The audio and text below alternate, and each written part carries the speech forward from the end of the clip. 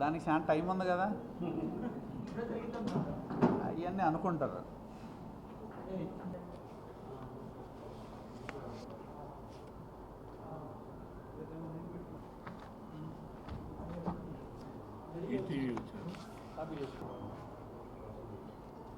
రావాలి ఇంకా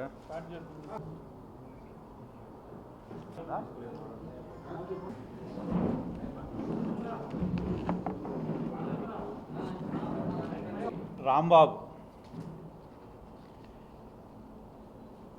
2024 ఎన్నికల్లో ప్రజా తీర్పు ద్వారా బుద్ధి చెప్పినా కూడా జగన్మోహన్ రెడ్డి దగ్గర నుంచి అంబటి రాంబాబు ఆయన తమ్ముడు వరకు వాళ్ళ వైఖరిలో మార్పు రాల. ఆయన సైకోలాగా వెళ్ళిన ప్రతి చోట ఒక విధ్వంసాన్ని సృష్టిస్తూ ఉంటే వీళ్ళు ఇక్కడ ఒక విష ప్రచారంతో అమరావతి కానీ చుట్టుపక్కల ఉన్న ప్రాంతాల మీద విషం జిమ్మే ప్రయత్నం చేస్తున్నారు. 1924 మధ్య చాలా ప్రయత్నం చేశారు. అమరావతి భ్రమరావతి అన్నారు. అలాగే అమరావతిలో రకరకాల కుంభకోణాలు అన్నారు, రకరకాల సిఐడి ఎంక్వైరీలు వేయించారు, రకరకాల కేసులు పెట్టారు. అయినా ఒక్కటి కూడా నిరూపణ కాని పరిస్థితి ఆ రోజు మనం చూసాం. కానీ ప్రజలు 2024లో తీర్పు ఇచ్చినా కూడా వాళ్ళ యొక్క మానసిక పరిస్థితిలో మార్పు రాలేదు అనే దానికి వాళ్ళ యొక్క ప్రవర్తన కానీ వాళ్ళ యొక్క వ్యాఖ్యలే నిదర్శనం అని తెలియజేస్తూ ఉన్నా. ఏం చెప్తా ఉన్నారు వాళ్ళు? అసలు ఈ రాష్ట్రంలో జగన్మోహన్ రెడ్డి ఉన్నప్పుడు వరదలే లేనట్టు, ఇదేదో ఇప్పుడే వరదలు వచ్చినట్టు మాట్లాడుతూ ఉన్నారు. జగన్మోహన్ రెడ్డి 2019లో ముఖ్యమంత్రిగా ప్రమాణ స్వీకారం చేసిన తర్వాత ఈ రాష్ట్రంలో 2019లో వరదలు వచ్చినాయి, 2021లో తుఫాను వచ్చింది, 2022లో తుఫాను వచ్చింది, 2023లో తుఫాను వచ్చింది. ఊళ్ళు మునిగిపోలేదా? రైతాంగం నష్టపోలేదా? రైతులు ఇబ్బందులు ఎదుర్కోలేదా? ఆ రోజు వరదలు వచ్చి రైతులు ఇబ్బందుల్లో ఉంటే బాపట్ల దగ్గర అధికారం కోల్పోయే ముందు ఆయన బ్రహ్మాండమైన నేషనల్ హైవే మీదేమో ముఖ్యమంత్రి ఉంటాడు, ఒక జాయింట్ కలెక్టర్ వెళ్ళి పొలంలో అవతల నుంచొని ఆయనకు అందిస్తాడు. అది జగన్మోహన్ రెడ్డికి వైకాపా పార్టీకి రైతుల మీద ఉన్న ప్రేమ.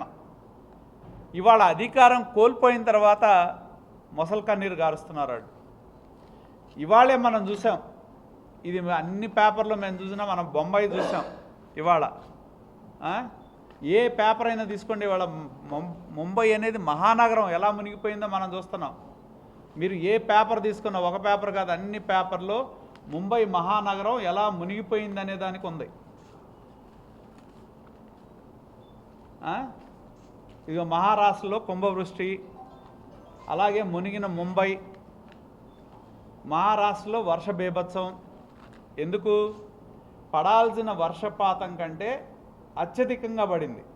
అలాగే మన జిల్లాలో, గుంటూరు జిల్లాలో మొన్న ఈ ఆగస్టు నెల ఒక్కసారి తీసుకుంటే, ఎందుకంటే వాళ్ళు ఏం చెప్తున్నారు, ఒక అమరావతి మునిగిపోయిందని ఒక ఇది చేస్తూ కొత్తగా ఒకటి ఎంచుకున్నారు. ఏంటి? అమరావతిలో రాజధానిలో ఉన్న మురుగునీరంట ఇటు తరలిస్తే అంట పొన్నూరు నియోజకవర్గం మునిగిందంట. పొన్నూరు నియోజకవర్గం ఆగస్టు 13వ తారీఖు పడిన వర్షం ఎంతో తెలుసా? ఒక్క చేబ్రోలు మండలంలో 23 సెంటీమీటర్ల వర్షం పడింది, అత్యధికంగా 23 సెంటీమీటర్లు. పెదకాకాన్లో 17 సెంటీమీటర్లు పడింది, పొన్నూరులో 16.5 సెంటీమీటర్లు పడింది. ఆ ఒక్కరోజు ఇప్పుడు ఎలా ముంబైలో మనం చూసాము, ఒకరోజు 30 సెంటీమీటర్లు పడితే ముంబై మహానగరం మునిగిపోయింది. మరి అటువంటిది ఒక్క రోజులో 23 సెంటీమీటర్ల వర్షం, 17 సెంటీమీటర్ల వర్షం పడితే నీళ్ళు రావా? మునగవా? ప్రజలకు ఇబ్బందులు రావా? ఆగస్టు ఈ రోజు వరకు ఒక్కసారి చూస్తే మామూలు వర్షపాతం ప్రకారం 106 mm పడాలి ఈ రోజుకి 20వ తారీఖుకి. కానీ పడింది ఎంతో తెలుసా? 241 mm పడింది. అంటే పడాల్సిన దానికంటే 120% అధికంగా పడింది వర్షం 20వ తారీఖు వరకు ఈ నెలలో.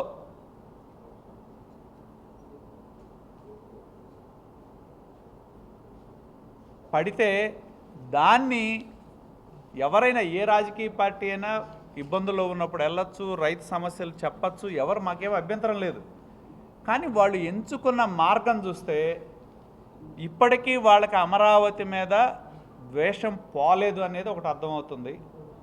రెండోది, ప్రజలు మాకు అధికారం ఇవ్వలేదనే ద్వేషం కూడా ప్రజల మీద పోల. అందుకనేంటి, ఒక విష ప్రచారం వాళ్ళ చేతిలో ఉన్న పత్రిక కానీ ఛానల్ ద్వారా ఒక విష ప్రచారం చేస్తున్నారు. ఎందుకంటే అధికారం ఉన్నప్పుడు పొన్నూరు నియోజకవర్గం మీద ప్రేమ లేదు. అధికారంలో వైకాపా అధికారంలో ఉన్నప్పుడు ఇదే అంబటి రాంబాబు ఇరిగేషన్ మంత్రి కదా. మరి మీ అన్న ఇప్పుడు ఎవరైతే అంబటి మురళి మాట్లాడుతున్నాడో మీ అన్న ఇరిగేషన్ మంత్రి. మీ అన్న ఇరిగేషన్ మంత్రిగా ఉన్న కాలంలో పొన్నూరు నియోజకవర్గానికి ఇచ్చిన నిధులేంటి? పొన్నూరు నియోజకవర్గంలో ఉన్న కాలువలు ఎందుకు బాగు చేయించలా? డ్రైన్లు ఎందుకు బాగు చేయించలా?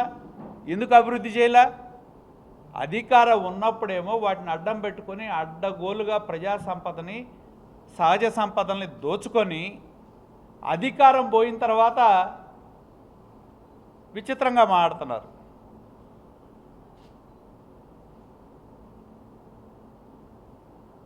మేము అధికారంలోకి వచ్చిన తర్వాత నీటి సంఘాలు ఏర్పాటు చేశాం. దాదాపు 10 కోట్ల రూపాయల వర్క్స్ పనులు చేశాం.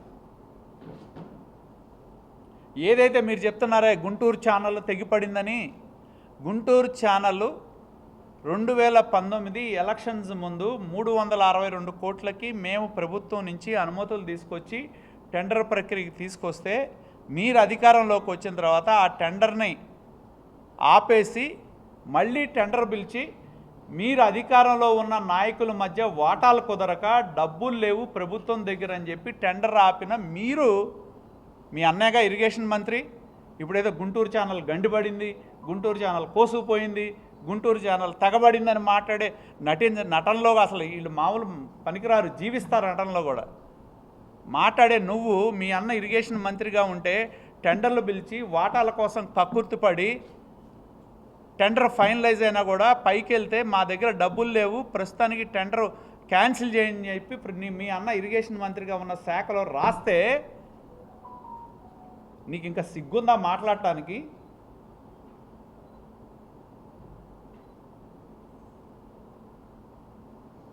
నీ రాసిన రాత వల్ల మళ్ళీ మేము దాన్ని టెండర్ పిలిపించడానికి, టెండర్ పనిచేయించడానికి, మళ్ళీ టెండర్ ప్రభుత్వంలో తీసుకురావడానికి మేము తిప్పలు పడుతున్నాం. ఏది మీరు రాశారు, మా దగ్గర ఆర్థికపరమైన ఇబ్బందులు ఉన్నాయి కాబట్టి రాష్ట్ర ప్రభుత్వం దగ్గర మీరు టెండర్లో ఫైనలైజ్ చేయొద్దు, టెండర్లు పక్కన పడేయండి, టెండర్లు క్యాన్సిల్ చేయండి అని చెప్పి నువ్వు రాసిన రాతల వల్ల ఈ రోజుకి మేము దాన్ని బయటికి తీసుకురావడానికి మా వల్ల కావట్లా.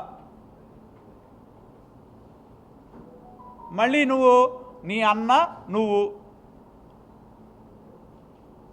మళ్ళీ వచ్చి నటిస్తావు జనం ముందు. గుంటూరు ఛానల్ తెగిపోయిందని ఎవరు కారణం? నువ్వు కాదా? మీ అన్న కాదా? మీ అన్న టెండర్ పిలిచి కాంట్రాక్టర్ పని చేయించుంటే ఇవాళ మోడర్నైజేషన్ పనులు జరిగాయి కదా. పనులు జరగకుండా కావడానికి ఆ రోజుల్లో మీకున్న వాటాలే కదా కారణం. వాటాలు కుదరకపోవడం వల్లనే కదా నువ్వు ఇరిగేషన్ మంత్రిగా ఉండి ఆయనకు వాటా రాకపోవడం వల్లనే కదా డబ్బులు లేవని చెప్పి రాయించింది.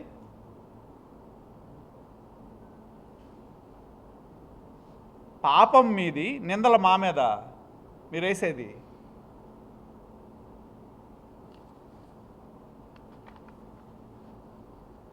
ఇవాళ వెళ్ళి నటిస్తాడు. అలాగే రెండోది ఏం చెప్తున్నారు వాళ్ళు? కొండవీటి వాగు నీళ్లు పొన్నూరు నియోజకవర్గం మీద వదిలారు. నేను అడుగుతున్నా, ఇది కొండవీటి వాగు లిఫ్ట్ ఇరిగేషను. కొండవీటి వాగు మీద ఉన్న లిఫ్ట్ ఇరిగేషన్ ఆన్ చేసి 2000 క్యూసెక్ నీరు కొండవీకుల వాగులో ఉన్నాయి, కృష్ణా నదిలో మీదకి తరలించారు. పొన్నూరు నియోజకవర్గానికి యాడ్ నుంచి వస్తాయి? ఎందుకు వచ్చినాయి? ఎందుకు నిలబడి నీళ్లు? మీ ప్రభుత్వంలో ఉన్నప్పుడు తట్ట మట్టి కూడా తీగిపోవడం వలన ఆ నీళ్లు నిలబడి కట్టను బలహీనమై వర్షాలు పడినప్పుడు లాస్ట్ టైం మేము కట్టలేసాం.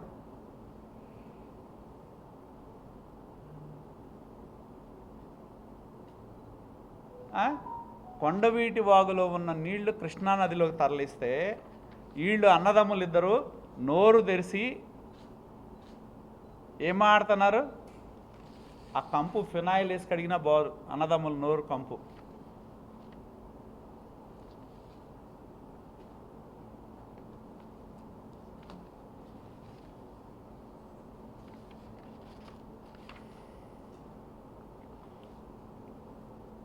ఎందుకంటే ఇంకా కొత్తగా ఒక ఏంటి అనే పదం వాడుతున్నాడు ఆయన.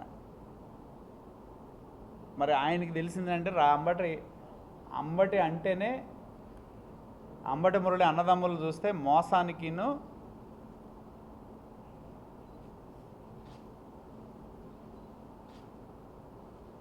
దుర్మార్గానికి ప్రతిరూపం. వాళ్ళిద్దరు అన్నదమ్ములు కాయిన్లో వెనక ముందు అంతే, 1 డిగ్రీ ఎక్కువ తక్కువ అని.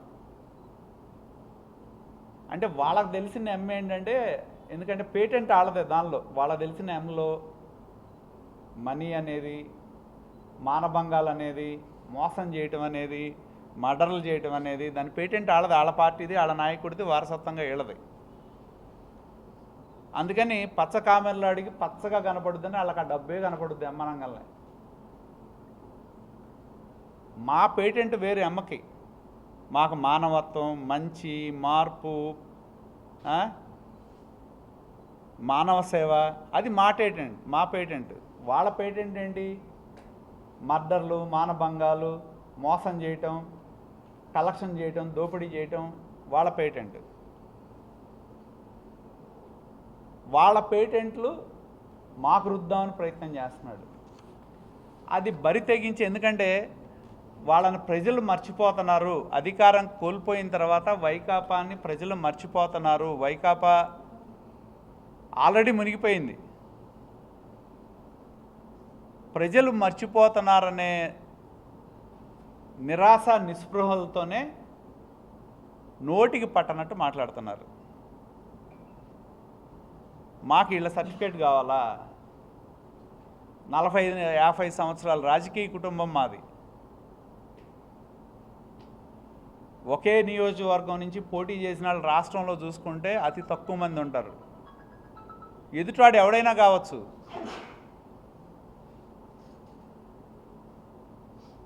ఇప్పుడు ఆయన చెప్పే దాని ప్రకారం మొన్న రోసే ఫస్ట్ టైం వచ్చినాడు, నా మీద గెలిచాడు కదా.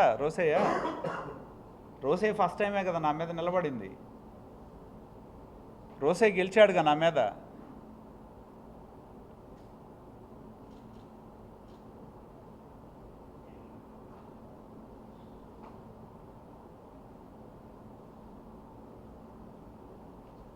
నోటికి ఎంత వస్తే అంత మాట్లాడటం,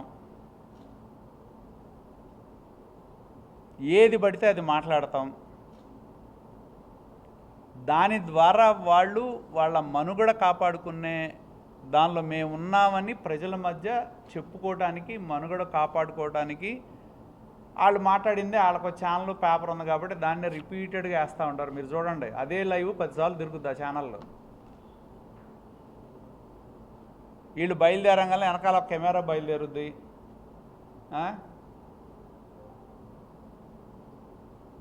ఎస్, నీకు నిజంగా రైతుల మీద ప్రేమ ఉంటే అసలు మునక్కి నష్టానికి తేడానే తెలియదు వీళ్ళకి. ఎస్, వర్షం పడింది, నేను ఇందాక చెప్పా.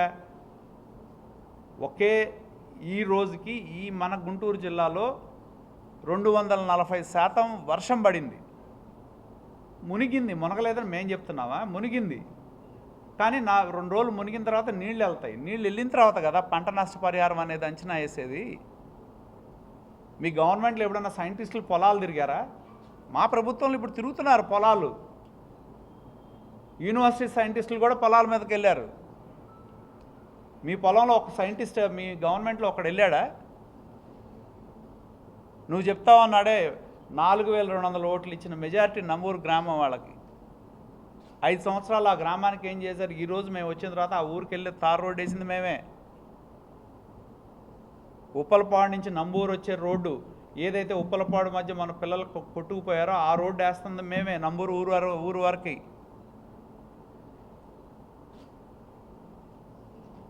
గ్రామంలో సిమెంట్ రోడ్లు వేస్తుంది మేమే, డ్రైన్లు కడుతుంది మేమే ఆ గ్రామంలో.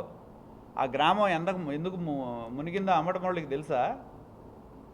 వైకాపా పార్టీలో ఉన్న ఆనాటి ఎమ్మెల్యే నంబూరు మాదిగిపల్లి పక్కన ఒక వెంచర్ వేసి దాన్ని చెరువులోకుండా ఒక రోడ్డు వేసుకొని వెళ్తాం మూలాన వరద నీళ్ళు వెళ్లకుండా ఊరు మొత్తం మునిగితే పోయినసారి వరదలకి మేము కొంత తొలగించాం.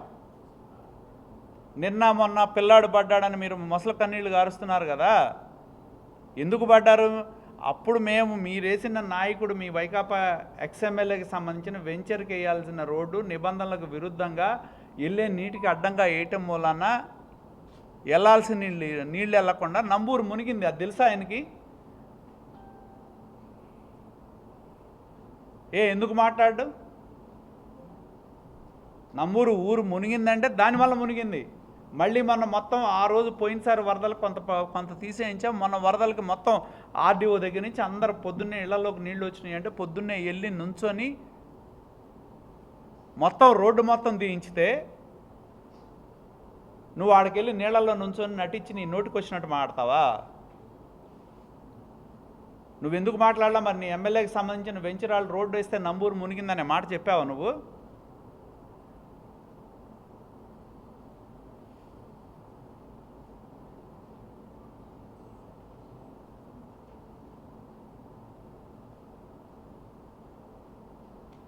మళ్ళీ ఈయన సర్టిఫికేట్ ఇస్తాడు.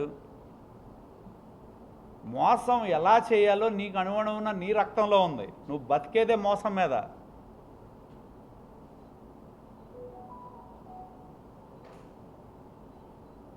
వందల మంది వినియోగదారులని మోసం చేసి నీకు పర్మిషన్ లేకపోయినా దానిలో జరిగే ప్రతిదీ నీకు తెలుసు. అన్యాయంగా వినియోగదారులకు కట్టబెట్టావు.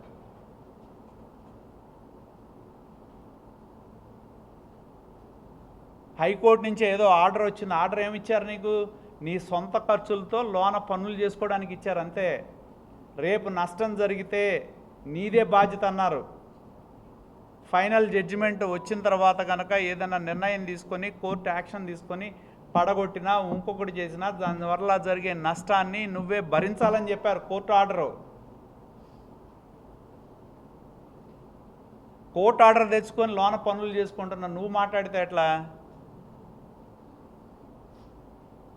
వినియోగదారులని నీ రైల్వే పర్మిషన్స్ లేకపోయినా ఏ పర్మిషన్స్ లేకుండా నువ్వు ప్లాట్లు అమ్మి అపార్ట్మెంట్లు అమ్మి ఇంకా చాలా వస్తాయి.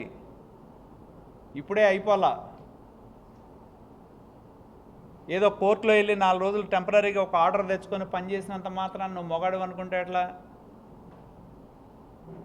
నువ్వు చేసే ప్రతి పనికి కోర్టు స్పష్టంగా చెప్పింది నీ సొంత ఖర్చులతో నీ సొంత రిస్క్తో నువ్వు లోన పని చేసుకో. దానివల్ల ఏదైనా నష్టం జరిగితే వ్యక్తిగతంగా నీదే బాధ్యత.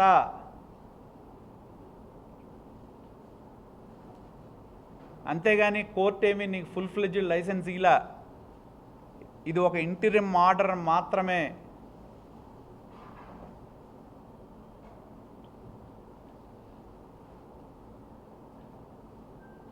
మోసంతో బతికే నువ్వు మాకు చెప్తే ఎట్లా? అందుకే చెప్పా, ఎమ్మంటే ఆయనకు తెలిసింది అదే మోసము, మర్డర్లు చేయటం, లేకపోతే కాపురాలు కూడా మానభంగం ద్వారా కాపురాలు కూలగొట్టడం. పేటెంట్ నీది.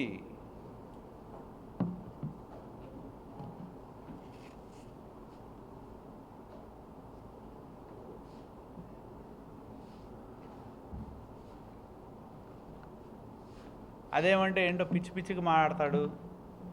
ఏందో సీటు రాదు అది రాదు. మేమన్నా రాజకీయం మీద బతికేవాళ్ళం మేమన్నా? నేను తొలిసారి ఎమ్మెల్యేగా అడుగుపెట్టినప్పుడే సీటు గురించి ఆలోచన చేయాలి. జనం మధ్య ఉన్నా నీ ముఖ్యమంత్రి, నీ అన్న, మీ అందరూ అధికారంలో ఉన్న రోజు కూడా నేను జనం మధ్యలో ఉన్నా.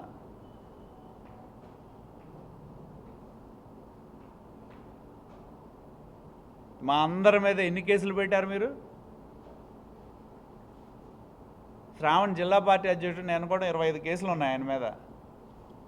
రమ్య అనే అమ్మాయి చనిపోతే నేను శ్రావణ్ ఉన్న కేసులు ఒకే ఇన్సిడెంట్, మళ్ళీ మల్టిపుల్ ఇన్సిడెంట్స్ కాదు, ఒకే ఇన్సిడెంట్లో 3 చోట్ల మా అందరి మీద కేసులు పెట్టారు. ఒకే ఇన్సిడెంట్లో లోకేష్ గారు వస్తే.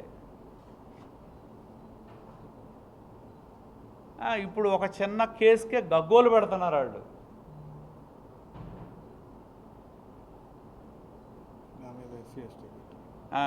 శ్రావణ్ మీద మళ్ళీ ఎస్సీ ఎమ్మెల్యే ఎస్సీ అయి ఉండి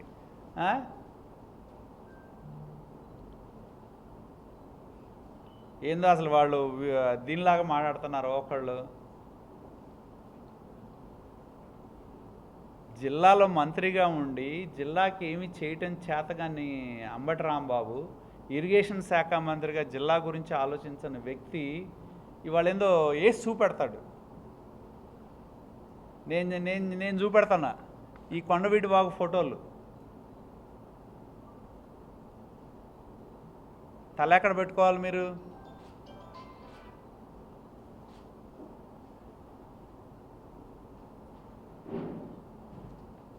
నేను ఒక్కడే తెలియజేస్తున్నాను, నోరు అదుపులో పెట్టుకుంటే బాగుంటుంది.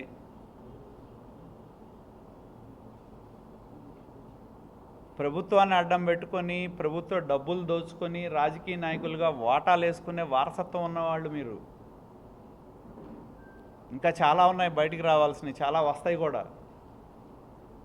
దీనిలో ఏ డబ్బులు వచ్చినాయి, ఏ ప్రభుత్వ పథకానికి గత ప్రభుత్వంలో వైకాపా నాయకులు ఎట్టా సొమ్ము చేసుకున్నారు, రైతుల దగ్గర నుంచి ఎలా వసూలు చేశారు, అక్కడి నుంచి ఏ వైకాపా నాయకులకు డబ్బులు వెళ్ళినాయి, అన్నీ వస్తాయి బయటికి.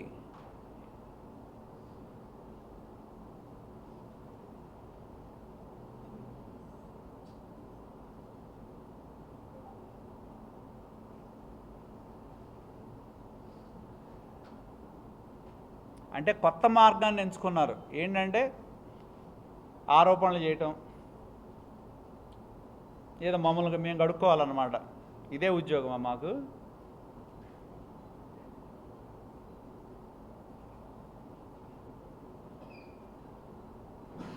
కొమ్మూరు కెనాల్ మీద బ్రిడ్జి పోయిన ప్రభుత్వంలో మొదలుపెట్టారు. కాంట్రాక్టర్ వాడు మీరు నియమించాడే కదా.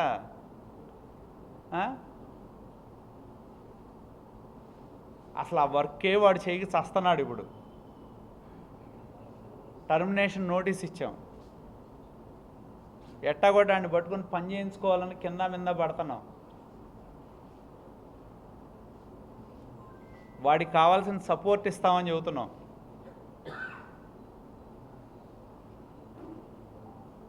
కొంచెం అక్కడ లెఫ్ట్కి తిరిగితే ఒక బెయిలీ బ్రిడ్జి ఉంది. ఆ బెయిలీ బ్రిడ్జికి నేను ఎమ్మెల్యేగా ఉన్నప్పుడు ఈ బ్రిడ్జి మొదలు పెడదామని బెయిలీ బ్రిడ్జికి ఫౌండేషన్ వేసితే 5 సంవత్సరాలు ఆ బెయిలీ బ్రిడ్జి కాల. ఇప్పటికీ ఐరన్ క్రడర్స్ దాని మీదే ఉంటాయి. దాని గురించి కూడా 2 మాటలు చెప్పాలి కదా ఆయన. ఆ బెయిలీ బ్రిడ్జి పెట్టి స్ట్రక్చర్లు పెట్టి ఆపనే ఉంది. దాని గోడలు కట్టింది మేము బెయిలీ బ్రిడ్జ్ చేయడానికి. అధికారం పోయింది, మీరు వచ్చారు. 5 ఏళ్లలో ఎందుకు గాల? పాపాలన్నీ మీరు చేసి మీ పాపాలని మమ్మల్ని సమాధానం చెప్పమంటేట.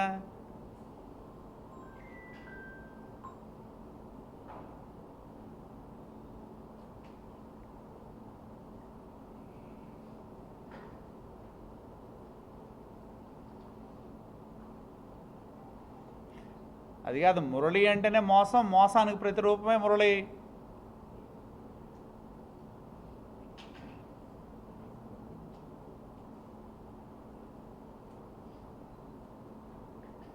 ఎన్నికల ముందు చెప్పా, ఇంకా చాలా సీరియల్స్ విడుదల చేస్తా నేను. నువ్వు ఊరికి గాలిబోగు చేసి మాట్లాడితే సరిపోయిందా? నేను మాట్లాడానంటే సాక్ష్యాధారాలతో చెప్తా. నేను నీలాగా గాలిబోగు చేసి వాడెవడో కాంట్రాక్టర్ని 5 కోట్లు అడిగారు. నాకు చాలా ఆశ్చర్యం ఏంటంటే ఎవడో అంట రైతు అంత పాపం, ఆ పేరేదో చెప్పకూడదు మీడియా ముఖంగా. ఆడెవడో రైతు నాకు ఫోన్ చేసినాడు, నేను మాట్లాడినాడు, నువ్వు వ్యవసాయం వద్దురా రియల్ ఎస్టేట్స్తో వేసుకోమని చెప్పినాడు, ఎవడో చెప్పకూడదు నాకు పేరు. ఎంత లెక్కల్లో ఎంత గొప్పవాళ్ళు అంటే నిజంగానే వాళ్ళకి ఏంటంటే నేను చెప్పా కదా, రక్తంలో ఉంది. మోసం చేయడం అనేది రక్తంలో ఉంది, మర్డర్ చేయడం రక్తంలో ఉంది, మానభంగాలు చేయడం అనేది రక్తంలో ఉంది, డబ్బులు కలెక్షన్ లెక్కేసుకోవడంలో రక్తంలో ఉంది. ఎంత చక్కగా చెప్పాడు చూడు. పొన్నూరు నియోజకవర్గంలో అంట 30,000 ఎకరాలు ఉన్నాయంట, 30,000 ఇంటూ 10 వేస్తేనంట 3,000 కోట్లు అంట. నేను ఆయన ఏజెంట్గా పెట్టుకుంటా, కలెక్షన్ చేసి ఇవ్వమని. ఆయన నోరు ఉందని పిచ్చి పిచ్చిగా మాట్లాడుతున్నారు. మా ఊరే వ్యవసాయం మీద ఉన్న ఊరు, మా బతికే వ్యవసాయం. పొన్నూరు నియోజకవర్గంలో వ్యవసాయం బాగుంటేనే మేము బతికేది.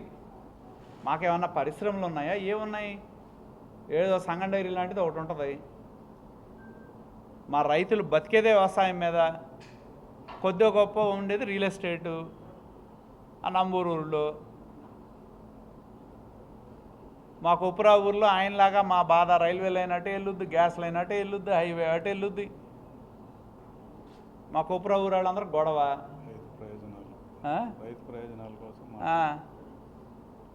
మేము రైతు ప్రయోజనాల కోసం ఉంటే, రైతుల తరపున మేము పోరాడుతుండే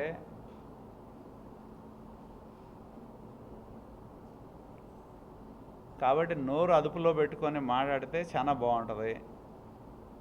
లేకపోతే చాలా అంశాలు, చాలా విషయాలు సీరియల్లో నీకంటే ఎక్కువ నేను బయటికి తీసుకొస్తా, సందేహమే లేదు. నువ్వేంటి, నీ మోసం ఏంటి, నీ మార్కెటింగ్ ఏంటి, నీ మార్కెటింగ్లో ఉన్న సహజీవనం ఏంటి, ఇవన్నీ చెప్తా నేను.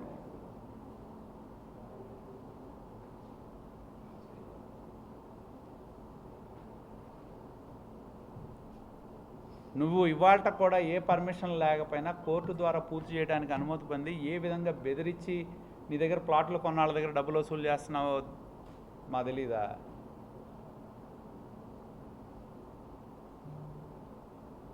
ఖచ్చితంగా నీ బిల్డింగ్ పూర్తిగానో పాక్షికంగానో ఏదో ఒక చోట కొంత బిల్డింగ్ పడగొట్టడం అధికారులు ఖాయం.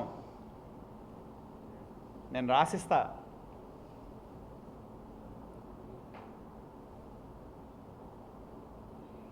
నువ్వు ప్రజల్ని మోసం చేసి జనాల దగ్గర డబ్బులు వసూలు చేసి పర్మిషన్ లేనప్పుడు ప్లాట్లు అమ్మి వాళ్ళ దగ్గర డబ్బులు వసూలు చేసి మోసానికి బట్టలు వేస్తే ఎట్టా ఉంటాడో అమ్మడమొళ్ళని చూస్తే చాలు. అది. Thank you. ఇంకేమైనా ఉంటే చెప్పండి. అదే చెప్తుంది, ఆడికి బుద్ధి లేదు. నేను అనేది రాజశేఖర రెడ్డి ఉన్నప్పుడు 2004లో నేను ఒక్కడనే ఉన్నా ఎమ్మెల్యేని. 19 సీట్లు ఉన్నాయి గుంటూరు ఉమ్మడి జిల్లాలో. నేను ఒక్కడనే ఉంది. 18 మంది వైకాపా ఎమ్మెల్యేలు, ఆ రోజు కాంగ్రెస్. నేను ఒక్కడనే తెలుగుదేశం పార్టీ ఎమ్మెల్యేని. నిజంగానే నాకే గనక పదవులో లేకపోతే ఇంకొకటో ఉంటే, లేకపోతే కొల్యూజనో ఇవన్నీ ఉంటే నేను ఒక్కడే ఉన్న రోజే అయ్యేవాడిని కదా. రాజశేఖర రెడ్డి నేను అడిగితే అది ఏది అడిగితే అది చేసేవాడు.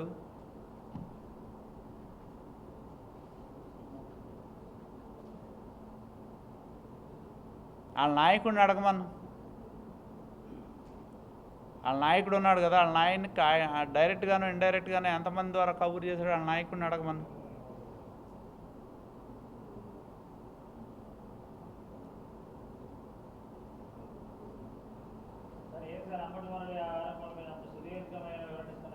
నేను ఆయన అది కాదు, ఆయన ఆరోపణల గురించి నేనేమీ మాట్లాడలా. నేను వర్షం గురించి మాట్లాడా, వరదల గురించి నేను వరదల గురించి మాట్లాడా, వీటి గురించి మాట్లాడా. పొన్నూరులో కొండవీటి వాగు వరద పొన్నూరుకు తరలించారనేది మాట్లాడా. ఆయనకి నంబూరు మీద విపరీతమైన ప్రేమ ఉంది. అరే బాబు, మీ ప్రేమ, వాళ్ళు జనం ప్రేమ చూపెట్టిన రోజు మీరు ఎలా నంబూరుని ముంచారో మీ అధికారాన్ని ఉపయోగించుకొని అని చెప్పా నేను.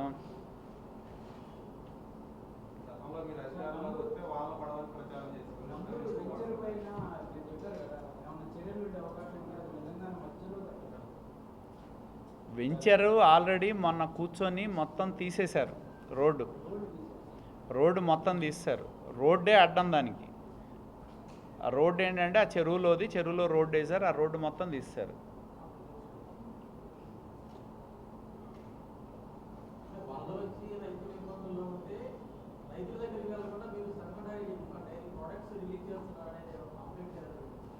అది కాదు, నేను అదే చెప్పింది.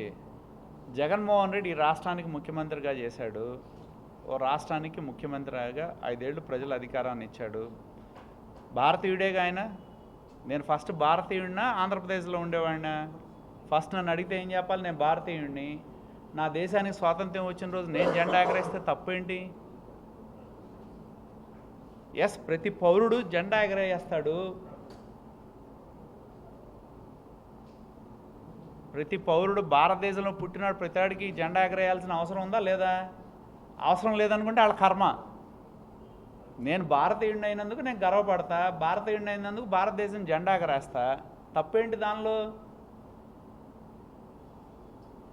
భారతదేశం అంటే తెలియనాడు, భారతదేశం విలువ తెలియనాడు, భారతదేశం పట్ల ప్రేమ లేనాడు ఎగరేకపోవచ్చు జగన్మోహన్ రెడ్డి లాంటి వాడు.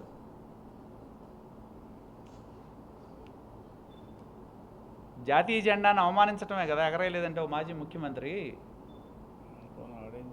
భారతీయుల్ని అవమానించటమే కదా. దానిలో తప్పేంటి? జాతీయ జెండా ఎగరేస్తే తప్పేంటి? నేరమా ఘోరమా నేను చేసింది? సంగం డైరీ అనేది కొన్ని లక్షల కుటుంబాలకి జీవితాన్ని ఇచ్చే వ్యవస్థ. అది we are part of country, we are proud to be part of country. భారతదేశం ప్రగతిలో మేము కూడా ఒక భాగం.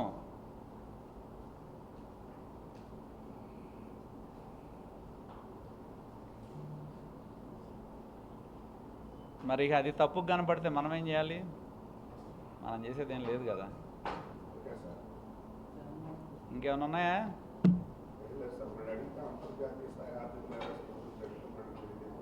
ఏమవుతుంది అంతర్జాతీయ స్థాయి నేరస్తులు? కొత్త అది కాదు, కొత్త అయిన లిక్కర్ స్కామ్లు బయటపడినాయి కదా. బంగారం దగ్గర నుంచి అన్నీ బయటపడుతున్నాయి కదా.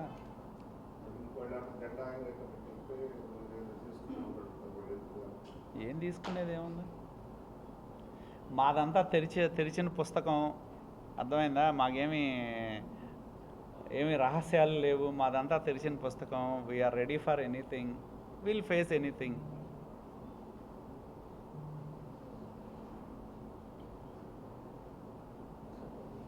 కాకపోతే కొంచెం ఎక్కువ చెప్పా కదా, ఆ ఫినాయిల్ వేసి కడిగినా కూడా ఆ వాసన పోదు అన్నదమ్ములు ఇద్దరికి. అది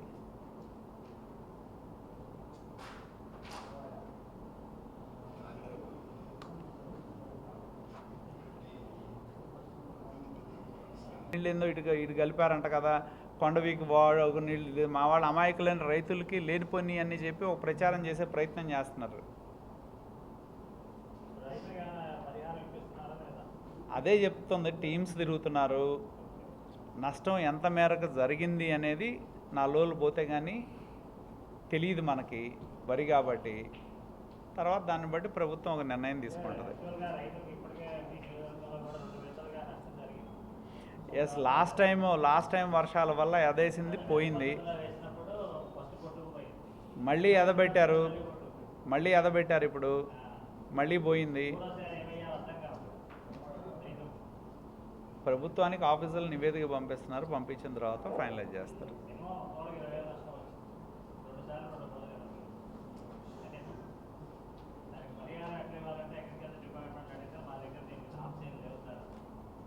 జనరల్గా ఏంటంటే ఇంతవరకు ఉన్న నష్టపరిహారం అంతా కూడా ఎప్పుడు కూడా పంట పండిన తర్వాత నష్టం జరిగింది కాబట్టి నష్టపరిహారం ఆ టైంలో ఇచ్చారు. ఇప్పుడు ఏంటంటే ఇనీషియల్ స్టేజ్లో ఉంది కాబట్టి జనరల్గా ఎప్పుడు ఇచ్చేది ఏంటంటే ఇత్తనాలు ఒకటి ఇస్తారు సబ్సిడీ మీద, మళ్ళీ వేసుకోవడానికి. ఏది వేసుకుంటే అది ఇస్తారు. అది గవర్నమెంట్ ఫైనలైజ్ చేయాలి. అది నష్టం జరిగింది. నష్టం రైతు నష్టపోలేదని మేము ఎవరికి చెప్పటల్లా. ఇక్కడ కూర్చొని మేము సిద్ధంగా లేము. కానీ నష్టానికి కొంత అంచనా వేయడానికి టైం అవసరం అని చెప్తున్నాం. మునగటం వేరు, పంట నష్టం వేరు. ఎవడో కూర్చొని 11,000 ఎకరాలు నీళ్లు ఉన్నప్పుడు మునుగుతుంది. నీళ్ళు వెళ్ళిన తర్వాత పంట ఏం బతికింది, ఏం చచ్చిపోయింది అనేది అంచనా వేయాలి. అది వాళ్ళు అప్పుడు దాకా కూడా ఆగట్లా. ఎందుకంటే ఇప్పుడు ఎక్కడన్నా సమస్య ఇదో కనపడితే చాలు ముందు పరామర్శలకు కావాలి కదా. ఇప్పుడు మొన్న ఎవరు మా పొన్నూరుది కూడా అంతే, హాస్పిటల్లో ఉన్నాడేం బతకాలని మేము కోరుకున్నాం, పోవాలనే వాళ్ళు కోరుకున్నారు. ఎందుకంటే పోతే పరామర్శకు వద్దాం రెడీగా ఉన్నారు, బండి రెడీగా పెట్టుకొని. అది రైట్. నమస్కారం. ఇటీవల కురిసిన వర్షాలకి వైసీపీ పార్టీ రాజధాని మునిగిపోయిందనే దుష్ప్రచారాన్ని ఉధృతం చేసినట్టు కనిపిస్తాం. టీఎంసీలకి క్యూసెక్కులకి తేడా తెలియని మాజీ నీటిపారుదల శాఖ మంత్రి అంబటి రాంబాబు గారు కొండవీటి వాగు ఎక్కడ ఉందో తెలుసో లేదో తెలియదు కానీ పాపం కెమెరామ్యాన్లను తీసుకొని వీడియోలు ఎంట పెట్టుకొని కొండవీటి వాగు దగ్గరికి వెళ్ళి ఈ రాజధాని మునిగిపోతుందని చెప్పే ప్రయత్నం చేశారు. నేను ఇరిగేషన్ శాఖ మంత్రిగా పనిచేసిన రాంబాబు గారిని ఒక మాట స్పష్టంగా అడుగుతున్నాను. 2014-19 మధ్యకాలంలో కొండవీటి వాగు తాడికొండ నియోజకవర్గంలో తాడికొండ మండలంలో ప్రారంభమయ్యే లామ్ దగ్గర చప్టా మీద 13,60,00,000 రూపాయలు గ్రాంట్ శాంక్షన్ చేసి ఫౌండేషన్ వేసి కొంతమేరకు వర్క్ జరిగినప్పుడు తర్వాత మీకు నిజంగా కొండవీటి వాగు ముంపు ప్రాంతం గురించి మాట్లాడే నైతిక హక్కు ఉంటే మీరు ఎందుకు క్యాన్సిల్ చేశారు? ఆ బ్రిడ్జిని మీరు ఎందుకు క్యాన్సిల్ చేశారు? ఎందుకు ఇంత దుష్ప్రచారం చేస్తున్నారని నేను ప్రశ్నిస్తూ ఉన్నా. ముఖ్యంగా రాజధాని ప్రాంతంలో కొండవీటి వాగు, పాలవాగు, కోటేళ్ల వాగు ఇవన్నీ కూడా ఉన్నాయనేది తెలుసు. దాని మీద ఒక ప్రణాళిక తయారు చేసి కొండవీటి వాగు ఎప్పుడైతే వస్తుందో వచ్చినప్పుడు ఉన్న నీరుని కృష్ణానదిలో తోడిపోయటానికి ఒక లిఫ్ట్ ఇరిగేషన్ కూడా చేసిన సంగతి వాస్తవమా కాదా అని అడుగుతున్నాను. 5 సంవత్సరాల పాటు ఈ ప్రాంతం మీద కక్ష కట్టినట్టు ఒక్క పని కూడా చేయకుండా ఉన్న జగన్మోహన్ రెడ్డి గారి పరిపాలనలో 3 రాజధానుల పేరు మీద ఈ ప్రాంతాన్ని అన్యాయం చేసిన మాట వాస్తవమా కాదా అని అడుగు. మరి అటువంటి అప్పుడు మునిగిపోద్దని మీకు నిజంగా అభిప్రాయం ఉన్నప్పుడు 14-19 మధ్యకాలంలో ప్రతిపక్ష నాయకుడిగా అమరావతి ప్రాంతాన్ని రాజధానిగా ప్రకటిస్తున్నప్పుడు మీరు ఎందుకు అభ్యంతరం చేయలేదు? మీరు కూడా సంపూర్ణ మద్దతు ప్రకటిస్తున్నాను, 30,000 ఎకరాలు తగ్గకుండా చూడండి అని అసెంబ్లీ వేదికగా మాట్లాడిన మాట వాస్తవమా కాదా అని నేను అడుగుతున్నాను. కొండవీటి వాగు నుంచి వచ్చే నీరుని నిల్వ చేయటానికి కోసం నీరుకొండ దగ్గర, శాఖమూరు ప్రాంతంలోనూ, కృష్ణాయపాలెం దగ్గర రిజర్వాయర్ల పని జరుగుతుందా లేదా అనేది నేను అడుగుతున్నాను అంబటి రాంబాబు గారిని, వైసీపీ నాయకులు. ఆ రిజర్వాయర్ల దగ్గరికి వెళ్ళి అక్కడున్న వాటర్ని మీరు ఫోటో తీసి రాజధాని మునిగిపోతుందని దుష్ప్రచారం చేయడం ఎంతవరకు సబబు అని అడుగుతున్నాను. మునిగిపోవటం అనేది వర్షం వచ్చినప్పుడు అన్ని ఊర్లకి జరుగుతుంది. భారతదేశ రాజధానితో సహా వర్షం వచ్చినప్పుడు నీరు నిల్వ ఉండని ప్రాంతం ఏదైనా ఉందా? కానీ అమరావతి మునిగే అవకాశమే లేదు. ఢిల్లీ యమునా నదులు వరదలు వస్తే మునిగింది, బెంగళూరు మునిగిపోయింది, చెన్నై మునిగిపోయింది, హైదరాబాద్ అయితే చెప్పే పరిస్థితి లేదు. భారతదేశంలో ఏ రాష్ట్ర రాజధాని అయినా సరే మునగకుండా ఉందా అని అడుగుతున్నాను. కానీ అమరావతిలో 160 సంవత్సరాల కృష్ణానది వరద ప్రవాహాన్ని లెక్కించి ఇక్కడ మ్యాక్సిమం ఫ్లడ్ లెవెల్ ఎంతవరకు వస్తుందనేది క్యాలిక్యులేట్ చేసి తదనుగుణంగా చర్యలు ప్రణాళికలు రూపొందించిన సంగతి వాస్తవం కాదు. 2009లో రోసయ్య గారు ముఖ్యమంత్రిగా ఉండగా పెద్ద ఎత్తున వరదొచ్చి కర్నూలు మునిగిపోయినప్పుడు కూడా మునగని అమరావతి మీ పరిపాలనలో 2-3 సార్లు వరద వచ్చినప్పుడు ముంచడానికి ప్రయత్నం చేసి విఫలమైన మాట వాస్తవమా కాదా అని అడుగుతున్నాను. పెద్ద పెద్ద నగరాల్లో డ్రైనేజ్ ఫెసిలిటీస్ అన్నీ ఉంటాయి, కానీ ఇప్పుడిప్పుడే అభివృద్ధి చెందుతున్న అమరావతి రాజధానిలో డ్రైనేజ్ ఫెసిలిటీస్ కోసం కొండవీటి వాగుని సక్రమంగా ట్రీట్ చేయటం కోసం పాలవాగు కోటేళ్ల వాగులని కూడా అభివృద్ధి పరచడంలో భాగంగా అక్కడక్కడ పొక్లైనర్లతో మట్టి తీసి కాలువలాగా తయారు చేస్తున్నప్పుడు మీరు ఫోటోలు తీసి దాని మీద దుష్ప్రచారం చేయటం ఎంతవరకు సబబు అని అడుగుతున్నాను. ఈ విషయాన్ని రాష్ట్ర ప్రజల దృష్టికి తీసుకెళ్తూ మునిగిపోయేది అమరావతి కాదు, మునిగిపోతుంది అమరావతి కాదు, అది చారిత్రాత్మకంగా ఎప్పుడూ మునగలేదు. అనేక నగరాలకి మునిగినా కూడా ఇప్పటికి ఎన్నోసార్లు ఫ్లడ్ వచ్చినా అమరావతి ప్రాంతం మునుపుకి గురి అయ్యే అవకాశమే లేదు అని తెలియజేస్తూ మునిగిపోయేది వైసీపీ పార్టీ. వైసీపీ పార్టీ మునిగిపోతున్న దాన్ని డైవర్ట్ చేయటాని కోసం మరి ఇప్పటికే పీకల్లోతు మునిగి ఉన్న అవినీతి ఆరోపణలతో జైళ్లతో మునిగిపోతున్న వైసీపీ నాయకులందరినీ నుంచి దృష్టి మరల్చడానికి కోసం మాత్రమే అంబటి రాంబాబు కానీ వైసీపీ నాయకులు చేస్తున్న ప్రయత్నాన్ని దీన్ని తీవ్రంగా ఖండిస్తూ ఇకనైనా ఒళ్ళు దగ్గర పెట్టుకుని మాట్లాడండి. ఈ ప్రాంతం మీద ద్వేషాన్ని ఎదగలటం మంచిది కాదని హితవు పలుకుతూ సెలవు తీసుకుంటాం.